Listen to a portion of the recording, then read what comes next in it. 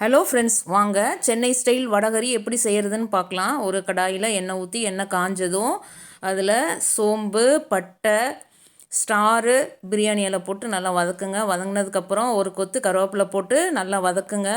வதங்கட்டும். வதங்கினதுக்கப்புறம் ஒரு ஆனியன், பெரிய ஆனியன் கட் பண்ணி வச்சுருக்கேன், ஸ்லைஸ் பண்ணி வச்சுருக்கேன், அதை போட்டு நல்லா வதக்குங்க. வதங்கினதுக்கப்புறம் நான் பச்சை மிளகா 2 போட்டிருக்கேன், கீரி போடுங்க. அது போட்டு நல்லா வதக்குங்க. வதங்கினதுக்கப்புறம் நெக்ஸ்ட்டு இஞ்சி பூண்டு பேஸ்ட் ஒரு 1/4 டீஸ்பூன் ஆட் பண்ணுங்கள். அது வதங்கட்டும். வதங்கினதுக்கப்புறம் நெக்ஸ்ட்டு ஒரு தக்காளி, பெரிய தக்காளி ஒரு தக்காளி நல்லா கட் பண்ணி வச்சுருக்கேன், அதை போட்டு நல்லா வதக்குங்க.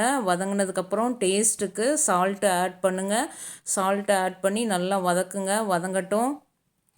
நல்லா பச்சை வாடை போகிற அளவுக்கு வதக்குங்க. வதங்கினதுக்கப்புறம் ரெட் சில்லி பவுடர் ஒரு 1/2 டீஸ்பூன், 1 டீஸ்பூன் கொரியாண்டர் தனியா பவுடர் போடுங்க. கொஞ்சோண்டு மஞ்சத்தூள் போடுங்க. போட்டு நல்லா வதக்குங்க.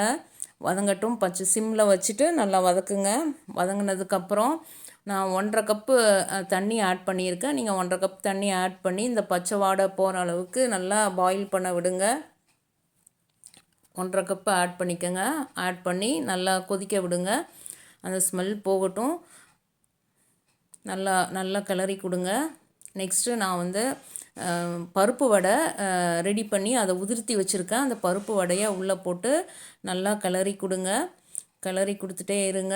சிம்மில் வச்சுட்டு நல்லா கிளறி கொடுங்க. ஒரு 5 நிமிஷம் இந்த மசாலாலாம் எல்லா இடமும் ஸ்ப்ரெட் ஆகிற மாதிரி 5 நிமிஷம் நல்லா வதக்குங்க.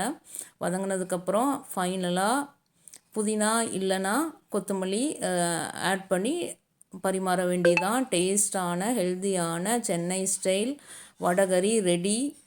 ஃப்ரெண்ட்ஸ், இதை ட்ரை பண்ணி பார்த்துட்டு எப்படி இருக்குன்னு சொல்லுங்கள். தேங்க்யூ.